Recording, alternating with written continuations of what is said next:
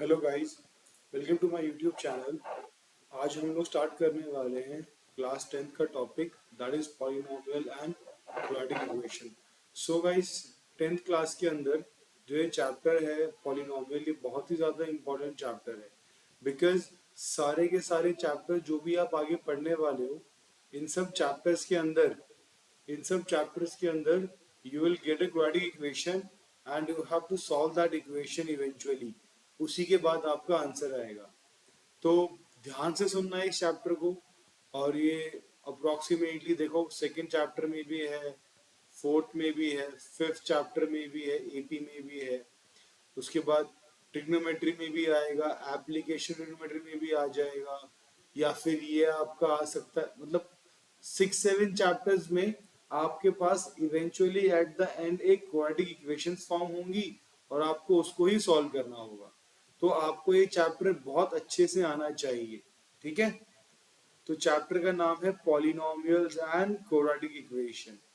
This is ये NCERT book का, ये एनसीईआरटी बुक का ये chapter number second and fourth है। तो हम इस दोनों चैप्टर को कवर अप करेंगे, ठीक है, एक साथ।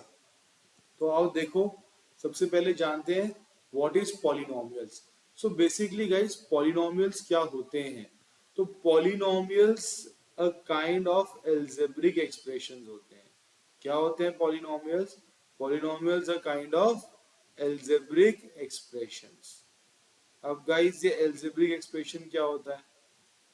एल्जेब्रिक एक्सप्रेशंस क्या होते हैं? हम क्लास 7 से पढ़ते आ रहे हैं कि एल्जेब्रिक एक्सप्रेशंस वो एक्सप्रेशंस होते हैं in which we have constants, we have variables and we have operations। क्या क्या होती हैं? तीन चीजें होती हैं हमारे पास कांस्टेंट्स होते हैं, कांस्टेंट जैसे 3, -2, 4 एक्सेट्रा। वेरिएबल्स जैसे x, a, t, y, variables जो अननोन होते हैं, हम इन्हें अननोन भी बोलते हैं, जिनकी वैल्यू हमें नहीं पता होती, ठीक है। And O stands for operations। हमारे पास मैथ्स में कितने टाइप के ऑपरेशंस हैं? वी हैव अप्रोक्सीमेटली, हमारे पास चार टाइप के ऑपरेशंस है: plus, minus, multiply and divide. They are the main operations. मतलब हर चीज में हम लोग इन्हीं चार ऑपरेशंस के बारे में जानते हैं। जैसे आपने फर्स्ट चैप्टर में देखा होगा, हम कैसे रैशनल नंबर्स को add, subtract, multiply and divide करते हैं। हम कैसे होल नंबर्स को ऐड, सब्ट्रैक्ट, मल्टीप्लाई, डिवाइड करते हैं। मतलब 6-7 चैप्टर से आप यही चीज सीखते आ रहे हो कि इंटीजर्स को कैसे ऐड, सब्ट्रैक्ट, मल्टीप्लाई, डिवाइड करते हैं, वैसे ही हर किसी चीज को कैसे सॉल्व करते हैं। उसी तरीके से हम लोगों ने सीखा हुआ है 8th क्लास में कि एल्जेब्रिक एक्सप्रेशंस को हम लोग कैसे प्लस, माइनस, मल्टीप्लाई और डिवाइड करते हैं। तो इस चैप्टर में हम लोग खाली पॉलिनोमियल के बारे में पढ़ेंगे कि पॉलिनोमियल्स क्या होते हैं, ठीक है। तो पॉलिनोमियल्स बेसिकली क्या होते हैं guys? Polynomials are your algebraic expressions. क्या होते हैं? Algebraic expressions in which power of variable is a whole number. क्या होती है? जो पावर होती है ना वेरिएबल की, वो एक होल नंबर होती है। इसको अंडरलाइन कर लो, सबसे इंपॉर्टेंट चीज। Power of variable is a whole number. अब सर इसका मतलब क्या है? इसका मतलब बहुत सिंपल सा है गाइस, कि एक पॉलिनोमियल है। पहली बात तो मैं उसको ऐसे रिप्रेजेंट करता हूँ, p ऑफ x।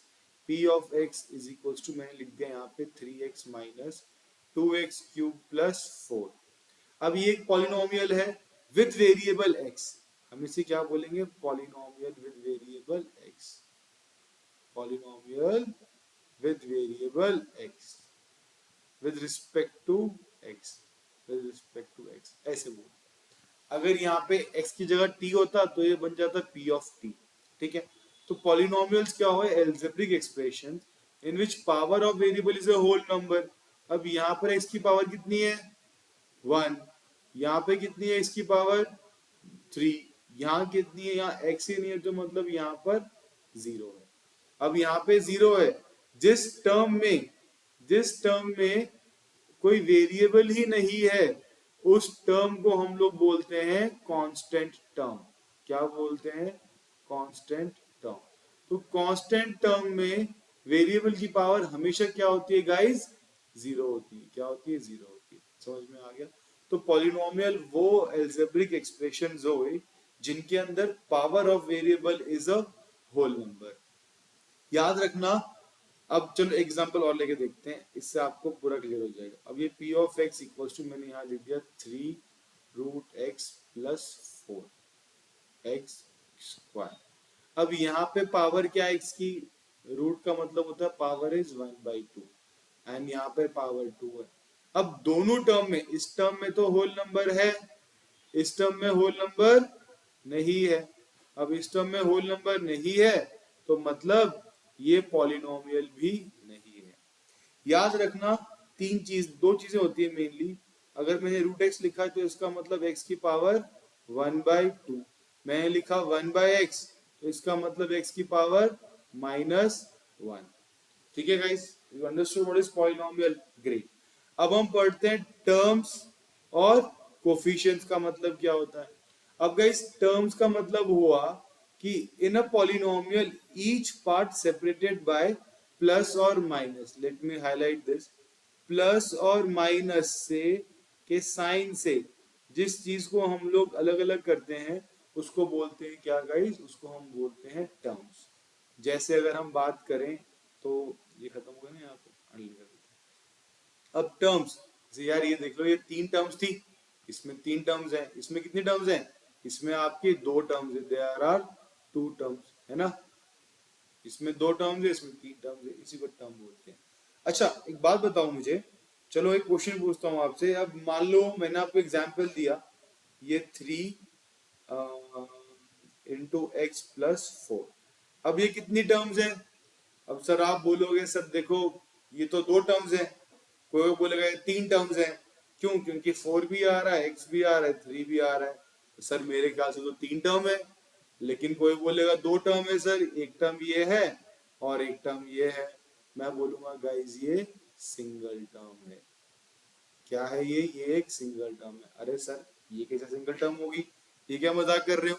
अभी आपने बताया कि जहां पे प्लस माइनस साइन होता है वो 2 टर्म्स होती है, तो यहाँ तो प्लस साइन है तो 2 टर्म क्यों नहीं है? सिंगल टर्म कैसे? तो देखो भाई ध्यान से देखो, अब यहाँ पे 3 है। देखो जब ब्रैकेट आ जाता है ना तो ब्रैकेट इसको एक सिंगल टर्म मान लेता है, ब्रैकेट इसको एक सिंगल टर्म मान लेता है। जैसे आपने देखो बचपन में ऑपरेशन सीखे हैं ना। अब मैंने यहाँ लिख दिया अगर 3 + 4 × 2, तो बॉड मास मिल जाता है। पहले ब्रैकेट को सॉल्व करते हैं, पहले ब्रैकेट बी बॉड मास। तो बॉड मास ये बोल रहा है कि ये पूरी सिंगल टर्म है, पहले इसको सॉल्व करोगे उसके बाद ही इसको सॉल्व कर सकते हो। तो ब्रैकेट के अंदर वाले को इसको पूरी को सिंगल टर्म मानते हैं। अब गाइस ये सिंगल टर्म है पूरी, ये अलग टर्म है, दोनों के बीच में क्या साइन है? मल्टीप्लाई साइन है। तो ये 2 टर्म कैसे हुई? 2 टर्म तो तब कहलाएंगी ना जब इन दोनों के बीच में अगर प्लस माइनस होता। Am I clear? इन दोनों के बीच में तो मल्टीप्लाई साइन है, तो इसका मतलब ये सिंगल टर्म है।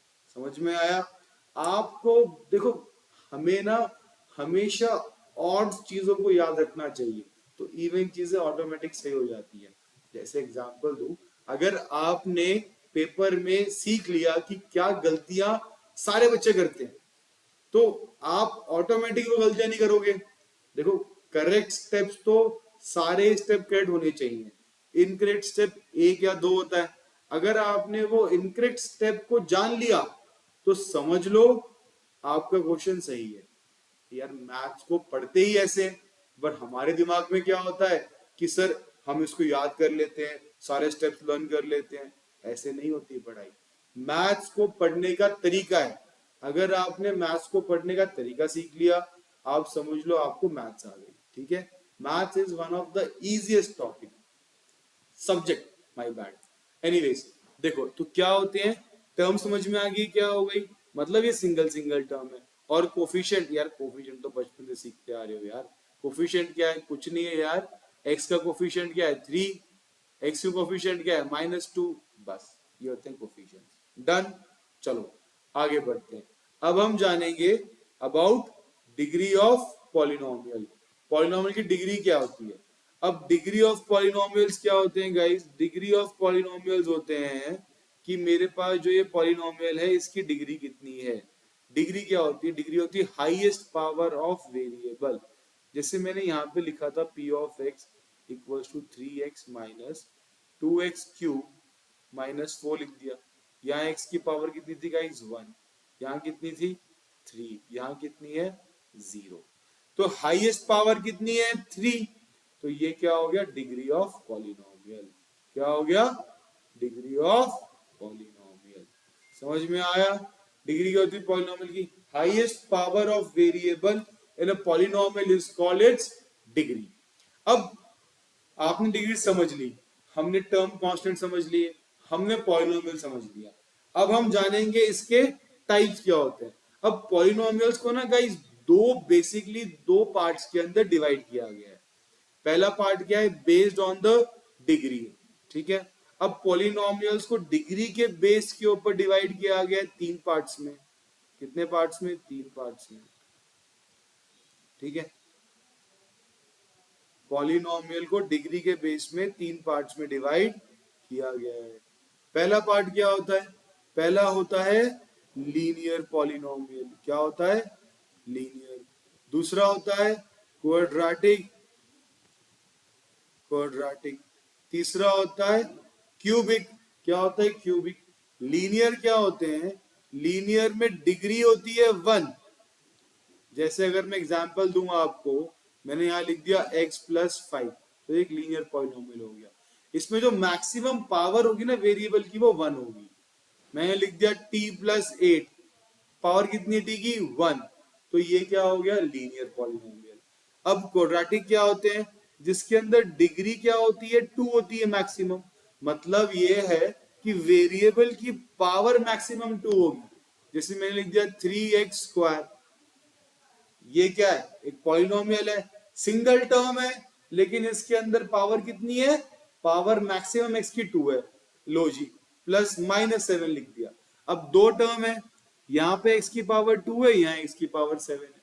मतलब मैक्सिमम पावर 2 होंगी, मिनिमम कोई रूल नहीं है, मैक्सिमम 2 रहेंगी। ठीक है। Maximum power 2।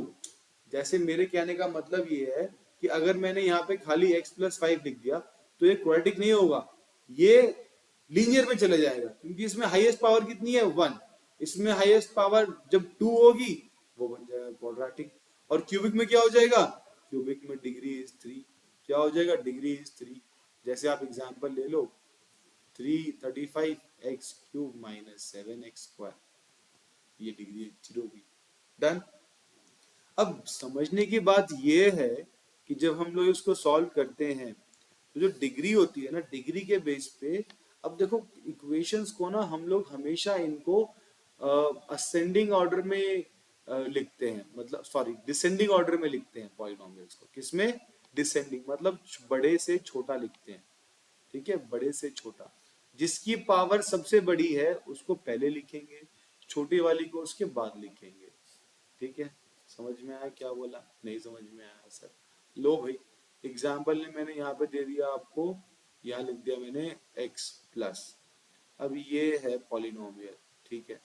आपको इस पॉलिनोमियल को लिखना है तो आप इसको जनरल फॉर्म में कैसे लिखोगे? जनरल फॉर्म में जिसकी डिग्री ज्यादा पहले वो आएगा। तो 35 हाईएस्ट पावर है 35x क्यूब की, फिर उसके बाद माइनस 7x स्क्वायर और फिर प्लस x। तो ये हो गई इसकी जनरल टर्म। क्या हुई? General term. डन। तो जनरल फॉर्म में इसको कैसे लिखते हैं? ax प्लस बी के फॉर्म में। इसको ax square plus bx plus C के फॉर्म में। इसको ax cube plus bx square plus cx plus d के फॉर्म में लिखते हैं। समझ में आ गया? तो ये है इनकी जनरल फॉर्म। ठीक है गाइस, आई होप आपको समझ में आ रहा है। जिस किसी को कोई भी डाउट होगा या कुछ होगा वो मुझे मेरे टेलीग्राम लिंक में, डिस्क्रिप्शन में आपको टेलीग्राम का लिंक मिल जाएगा, आप वहाँ पे पिंग कर सकते हो हमें और आप हमसे कोऑर्डिनेट कर सकते हो। जिसको जो भी कोई डाउट्स हैं, जिसको कोई स्पेसिफिक नोट्स चाहिए, किसी भी चैप्टर के डाउट सेशन चाहिए या किसी को इंडिविजुअल ऑनलाइन क्लास चाहिए तो वो आ सकता है और उस पे मुझे पिंग कर दे, उसको हर चीज मिल जाएगी। ठीक है, he will be available that. अब देखो ध्यान से, लास्ट टॉपिक आज का, that is polynomial based on the terms. अब टर्म के बेस पे भी तीन चीजें होती हैं, एक मोनोमियल, दूसरी बाइनोमियल और तीसरी ट्राइनोमियल। होती है सारी पॉलिनोमियल्स ही हैं बट अलग अलग बोल दिया। मोनोमियल मतलब वन टर्म, कितनी टर्म, वन टर्म। जैसे मैंने लिखा था ना ये 3x की पावर 5, तो ये एक मोनोमियल हो गया। बाइनोमियल दो टर्म, ट्राइनोमियल तीन टर्म, तीन से ज्यादा को क्या बोलते हैं, मल्टीनोमियल्स, मल्टीनोमियल्स। ठीक है, एक और होता है डिग्रीज में ना, उसको बोलते हैं बाई क्वाड्रेटिक। आपके सिलेबस में नहीं है फिर भी जान लो, क्या बोलते हैं, बाई क्वाड्रेटिक। बाई क्वाड्रेटिक मतलब क्या हो गया, जिसकी डिग्री 4 है। क्या है, डिग्री 4 है। अगले लेक्चर में हम लोग इसके बारे में और सीखेंगे कि कैसे हम लोग पॉलिनोमियल्स को सॉल्व करते हैं, कैसे उसके जीरोस फाइंड आउट करते हैं। ठीक है, जिसको जीरोस फाइंड आउट करने आ गया उसको पूरा चैप्टर आ गया। अब इक्वेशन फॉर्म होंगी, जीरोस फाइंड होंगे, वैल्यूज निकलेंगी। क्योंकि हम स्टार्टिंग से देखते आ रहे हैं what we have to find, we have to find the variable x, x find करना है। पूरा maths is all about x. तो जो ये एक्स को फाइंड क्या करते हैं उसी को बोलते हैं जीरोस की वैल्यू। ठीक है, तो नेक्स्ट लेक्चर में हम लोग सीखेंगे about the zeros of polynomial. Thank you so much, have a nice day, bye bye.